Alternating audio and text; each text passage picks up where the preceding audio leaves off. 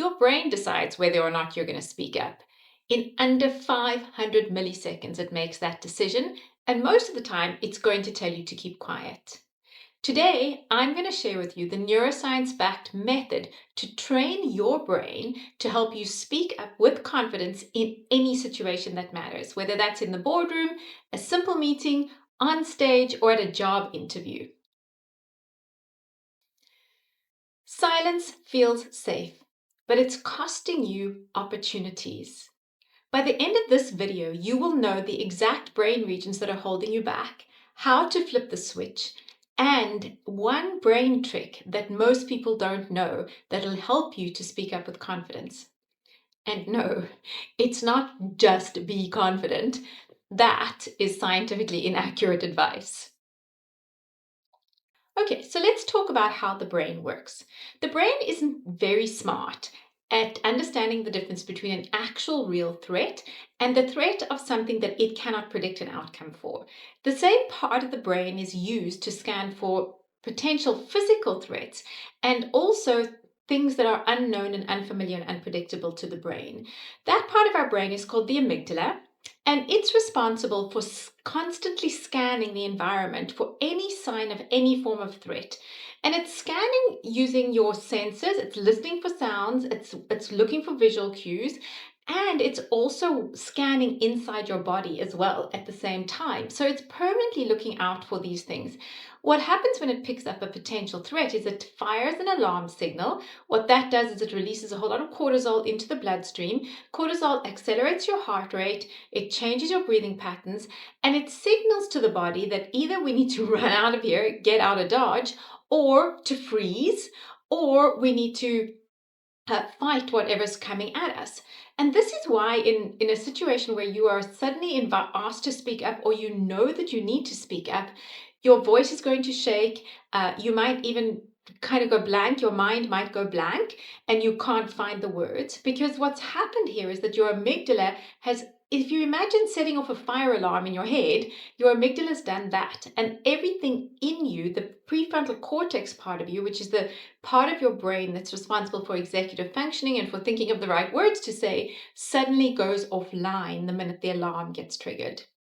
What we've actually got to do, and we have the power to do, is to re-engage the prefrontal cortex. And I often like to think about the prefrontal cortex as the CEO of our brain.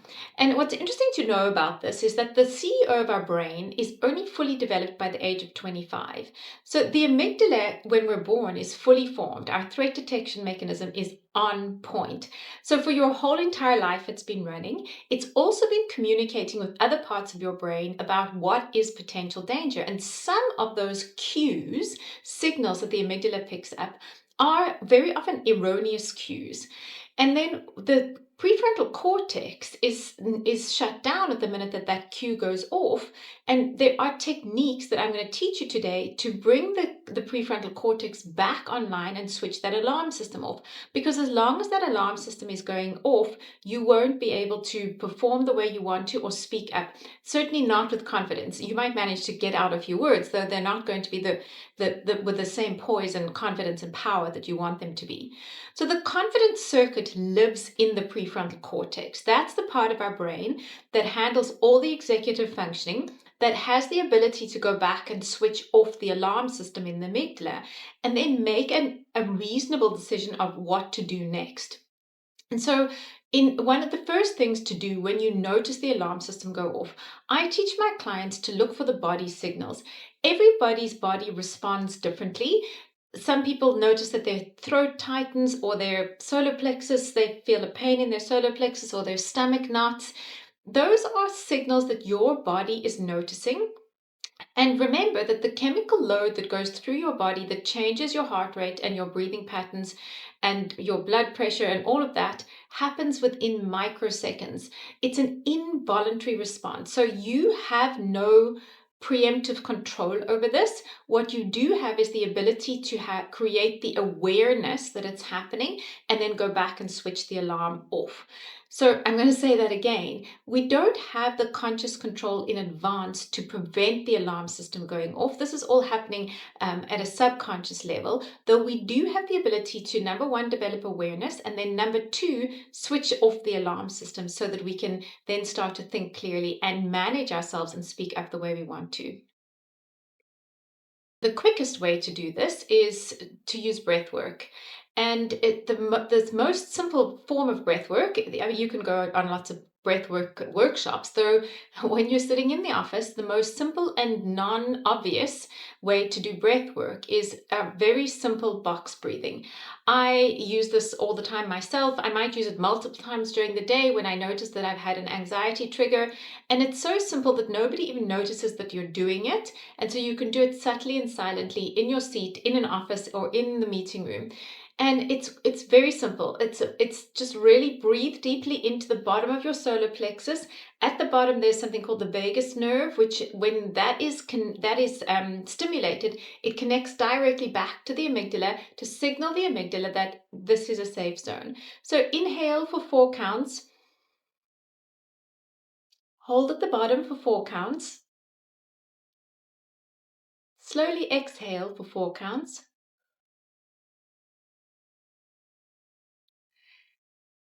And hold at the top for 4 counts. Do that 4 times or more, and notice your shoulders drop, and you'll notice your heart rate start to slow down, and nobody's even noticed that you've done this in the meeting. So that's the first way to bring the CEO in out of the balcony. I kind of feel like he or she has gone out to the balcony and staring at the view to come in and switch the alarm off. So that's your first technique, is box breathing. The second technique is what is commonly known as an amygdala reframe. An amygdala reframe is about choosing a different context. So for me, for example, what I notice when that happens is I immediately recognize that, oh, hang on, this is going to stretch me. This is going to grow me. I'm about to step into something that's unfamiliar for me. And when we can reframe this as not something that's going to be a threat to us, but something that's going to be of positive benefit to us, we are engaging our prefrontal cortex to do that reframing. So the first step is always going to be to do the nervous system regulation through the box breathing, because we can't engage the prefrontal cortex if it's offline. And then once it's come back online again, use an amygdala reframe technique. You can have set phrases that say, I'm in charge of this now, and you can talk back to your amygdala and say, what I actually like to do is I like to give it gratitude and say, thank you. Thank you for trying to keep me safe. I know that I can do this right now. If you aren't strong enough to assert that, I know that I can do this right now, then it's valuable to simply say, oh, this thing that's happened that I've noticed now about myself, this is about me doing something new or out of my comfort zone, and this is a growth zone for me. And this is part of growth mindset. It's the ability to recognize and respond without judgment to something that's unfamiliar to us and choose to view it in a positive aspect as part of our growth. And it is, in fact, the truth. Because what happens when you do that, when you go into a space of growth and where it's a little bit unfamiliar, that's when new neural connections get made. And neuroplasticity tells us that the brain is always seeking new growth. And when you are talking back and communicating back to your brain, it's going to expand itself and encourage that neuroplasticity to happen. That's ultimately going to give you a store of evidence so that every time you are in that setting, in that meeting, what your brain is going to start remembering is, oh, I know what this is about. This is about us speaking up, and we've done this before and nothing bad has happened. And that's really what you want to get to, is a state of actually doing the thing. Because here's what many people don't know. If you wait until you're confident, it's never going to happen. And that leads me to my third technique. The third technique is to act as soon as you become aware of the thought that says, oh, I've got an idea, I want to share something. before your brain talks you out of it.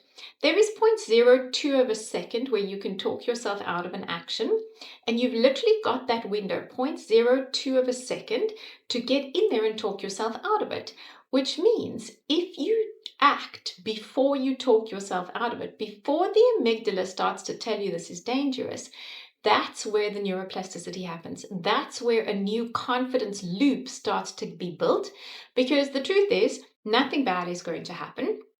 And I'll bet if you've spoken up frequently in meetings, in certain types of meetings, you've probably got evidence that in more comfortable meetings you've been successful. So therefore, we know that you have the skill. And that ability to intercept the amygdala response that wants to tell you to stop right there in your tracks, that is what's called metacognition. It's the ability to be scanning what's happening inside ourselves and to then adopt a conscious pose and a conscious position to choose to act despite what's happening on an automatic basis in our brain. And this is an enormously beneficial ability that all human beings have, the ability to have metacognition and to be scanning what's happening in two areas. So the amygdala is scanning for scary things, and our metacognition ability is observing all the time. You'll hear certain philosophical people talk about that as the observer. And it literally is our mind's ability to rewire our own brain. And that's the really big power in what I teach and in what I share, is that our minds are going to create our brains and invoke that whole neuroplasticity activity to happen, so that we then are wiring our brains for speaking. And you've got the power to do that yourself, which is totally mind-blowing, pardon the expression, to me. So the last thing I will say is that confidence is not a personality trait. There is a myth. Many people think that confidence is about whether you were born confident or not. And it's completely untrue. Confidence is a state of being from the brain, and it happens through repetitive action. It's part of the way that our brain actually operates on a neurological level. And the loop goes like this. We have a thought, to an impulse to act. We act, and then the brain records the results of that action. And to the degree that that action is positive, it's going to store that in the, oh, okay, we know what we're doing here, bank of evidence. And when it's not, it stores it in the, oh dear, that was a terrible thing to do, we must avoid that. And so the more that we can build up a store of evidence that I'm okay at doing this, the more that we are quite literally on a hardware level rewiring the brain. So my final recommendation to you is start small, because what you want to do is achieve that fine balance of building more evidence that this is effective, that I'm good at this, and less evidence that I'm not so good at it. So start in areas where you are already feeling less triggered. So perhaps if family is a little bit scary for you to speak up in, but not as scary as work, start learning to share your opinion at the dinner table and build the evidence that, okay, I can speak up in these situations. And then start to ask a question, perhaps, rather than sharing your idea in the workplace. And so little bit by little bit, what is going to happen is that the store of evidence in favor of the fact that I am a competent speaker is going to grow bigger than the little bits of evidence that you're not. And when you use affirmations at the same time, what you're doing is reprogramming your reticular activating system, and your reticular activating system is then going to be primed to be more attentive to evidence that you are good at this, and it's going to actually start to dismiss any evidence to the contrary, because our brains love to be right, and you can program your brain to look for what you want to be true. And this is where people say thoughts become things, because our brains operate in this way. So this is the work that we do in the Freedom Collective. This is how I am working with the women. We've got an amazing community of women in the Freedom Collective. If you want to do some deeper work with this kind of thing, and if neuroscience interests you and you want to understand how to translate it into the business space, then join the Freedom Collective with us. The links will be down in the description down below. And other than that, follow along with this channel. Every week I release a new video on a Monday. So like the video and subscribe and put your notifications on so that you never miss a video, because these videos are gold. They're always value filled with ways that you can implement neuroscience. And my vision is to help people learn how to help their brains help themselves, which is, once you understand that, then anything becomes possible. And that's what I love to share with people. So I'm looking forward to seeing you next week, Monday. And share this with anybody else that you know is a little bit shy in meetings and who wants to grow their confidence.